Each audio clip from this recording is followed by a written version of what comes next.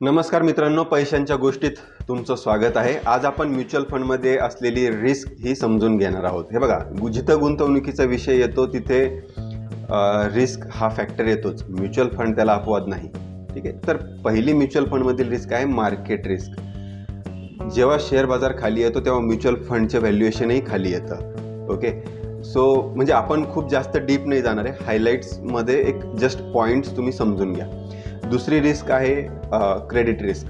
जर date mutual फंडमध्ये कंपनीने घेतलेले पैसे परत नाही केले तर लॉस होऊ शकतो। तिसरी रिस्क आहे इंटरेस्ट रेट रिस्क। जर व्याजदर वाढले तर बॉन्ड फंड्सची किंमत कमी होऊ शकते। आणि चौथी रिस्क म्हणजे लिक्विडिटी रिस्क। कधी कधी पैसे काढणं हे कठीण जाऊ शकतं। सो तुम्ही या इन्व्हेस्टमेंट करताना या सर्व रिस्क जर योग्य पद्धतीने समजून घेतलं तर लॉंग टर्ममध्ये तुम्हाला म्युच्युअल फंड खूप चांगल्या पद्धतीने रिटर्न देऊ शकतं। सो तुम्हाला जर गुंतवणूक करायची असेल पण या रिस्क समजून करायची असेल तर डिस्क्रिप्शनमध्ये मी व्हॉट्सअप डिटेल्स दिलेले आहेत, थेट संपर्क करा। आणि दिलेली माहिती जर तुम्हाला उपयुक्त वाटली असेल तर लाईक, शेअर आणि सबस्क्राईब करा। धन्यवाद।